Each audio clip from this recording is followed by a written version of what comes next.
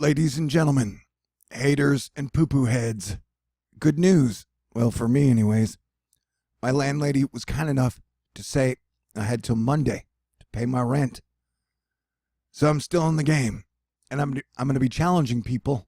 If you've watched over 100 of my videos and never contributed, I'd like you to donate $10. I'm challenging you to donate $10. If you've watched over 500 of my videos, I'm challenging you to donate $100 to my PayPal link, which will be in the information box and in the comment section. With that out of the way, let us get to the situation, because we have a situation at hand for the west coast of the United States. We have storm number 1 of about 5 over the next 10 days that will be rolling into the West Coast Pacific. And the models have been extremely unreliable, and so we will have to be monitoring these very closely, especially if you're out on the West Coast. And hello to my mama, if you're listening. She's out having fun with her good friends in San Diego, hopefully. And so the big trick here is usually the moisture gets pulled straight up into Alaska. But as our atmosphere tends to do, things are changing. And so this storm right here is winding up and looking a bit like a beast. As the Floridian Wave Master noted, enhanced IR intensifying 997 millibar storm about to slam into the West Coast, bringing first round of heavy rains a long week ahead as multiple systems are on the way for the West Coast. Thank you, Dada Boo. And we're looking at the water vapor shows the next storm system we are watching while off the coast of California will put subtropical moisture up into Arizona from the south. And so we have multiple systems behind and coming from below. As crap, I knew something I forgot to pull up. As we have, let me check. I took a 6-hour nap. Let us check in on our tropical development. And we have a system down here which has a 30% chance of developing in the next 48 hours or 30% over the next 5 days. And the main thing here is this will be adding more moisture into the systems, which they do not need. Now we're looking at it in here. You can see we still have our Caribbean dry hotspot in the ocean, which is weird. And then here's an area that will be adding moisture in. The models now have it going into Mexico, but not California. Because if this gets higher than that, it would cause major problems. And as you can see, it's just got almost a permanent stream of moisture coming in as our giant storm, which has caused 229 rivers of flooding, moves over the coast. And so this situation is only going to get worse. And to stay up date on everything, Cranky Weather Guy is the guy I always recommend, especially for medium range, long term. He's breaking down a big storm we have on the 8th, but we are not and then the long range, and then future thoughts on this volcanic winter. So be sure and check him out. I'll leave his link to his Storm Hamster blog in the information box. This is the 6th, and we're looking at the GFS here, and as you can see, rain will start to hit around the 5th, and it's almost all encompassing along the entire coast from British Columbia, Canada, Washington, Oregon, California, Mexico. And then that will push a surge of moisture in, which I think this storm will be much bigger than the models are showing. But as you can see, it is now, let's do the count, shall we? So rain starts, there's 6 hours, 12 hours, 18 hours, 24 hours, 30 hours, 36 hours, 42 hours, 48 hours. So that would be like a 48-hour span of rain over the West Coast. And then you get like a 12-hour break. And then you get more rain, which pretty much encompasses from the middle of California all the way up the coast again. And so that's a lot of rain over the next week, 6 days to be specific. And then you get your next storm. And then your next storm. And then your next storm. I believe the eighth storm that Cranky's talking about was that one. No, actually, it's that one. The models don't have it that bad, but I can guarantee you that thing will be a lot bigger because it kind of evaporates the moisture. Sometimes I think they're scared to tell people the truth. Asterisk. All right. So we're going to watch this thing because it is curling up. Hopefully it won't get too much worse. I know that the last time I checked on this storm, it had winds of possibly wind gusts of possibly 70 miles an hour. Let's go ahead and watch together, baby. Like Beauty and the Beast. Ooh, baby, baby. Okay, so we're going to watch here. Smoke 'em if you got 'em.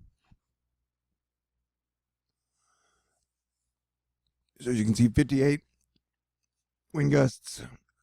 And it has the storm moving north. I don't necessarily know if it's going to do that. It could stay medium range, which will bring more rain to California. And then you got your next storm coming in.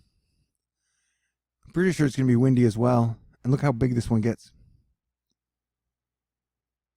Wow. And that's on the 8th. And so some of the heavier winds would be towards Oregon and Washington. And then you got your next storm coming in. Whoa. Look at that nasty thing. Get out of here, you nasty. Holy crap. Yeah. Remember, we've had volcanic activity and earthquakes up in Alaska, and this will be, oh yeah, wild, wacky eclipse season starts tomorrow. And the moon blocks out the sun light and cools down the earth for like 6 to 12 hours. So that always affects the atmosphere and makes it a little more wonky. I remember because 5 days after the 2017 big eclipse, we had Hurricane Harvey in Houston. So it's going to be rainy, it's going to be windy, and it's going to cause some problems. Now we're going to watch the F3 GFS. I'm coming back. I'm coming back. All right.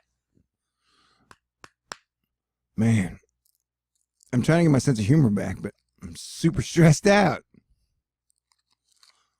Man, I'm waiting on that Caribbean thing. I'm worried it's going to erupt in either a volcano or an earthquake. And then, personal life stuff. As you can see, there's going to be a lot of moisture moving into the West Coast.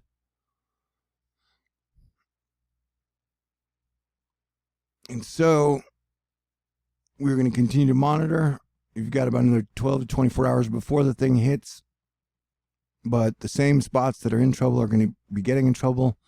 And I imagine 10 days from now, we're going to have a lot of California and West Coast rivers on that list. Maybe not as many as the East Coast, but still quite a bit. Wow, look at what the millibars are doing. And the atmosphere's going cray-cray, ain't it? All right, now let's take a look at the overall.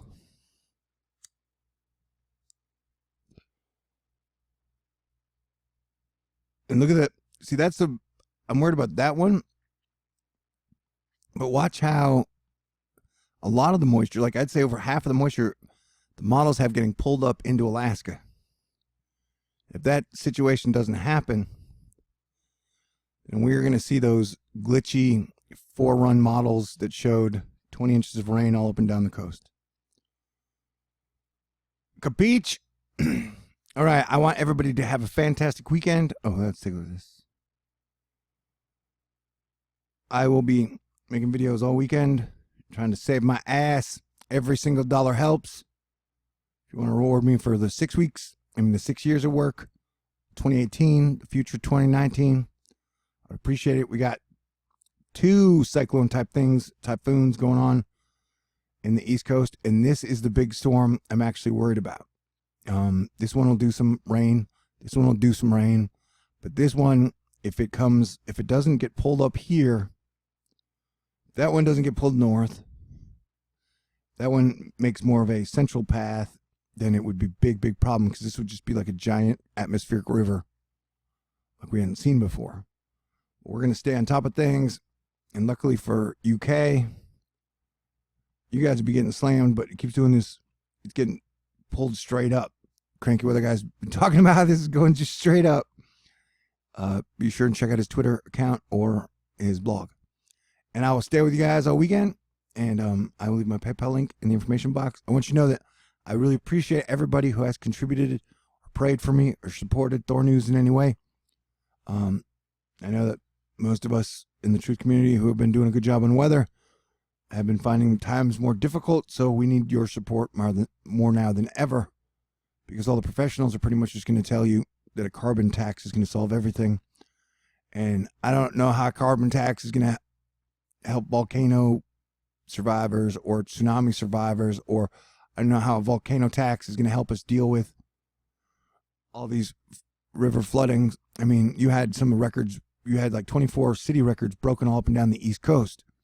So like my suggestion is to build new cities of the future in safe spots like Colorado, West Texas, up through here. I mean, right now this is starting to look like a Edgar Casey paint by the numbers map, bro. You know what I'm saying? So, united we stand, divided we fall and drowned. I would recommend not getting caught up in the political bullshit, especially when the government is shut down, to watch all the people still talking about politics nonstop. It's like, the government stopped, so why don't you take a break? You're not going to die, and the next election isn't 2 years away. Anyway, love you guys. Stay cool.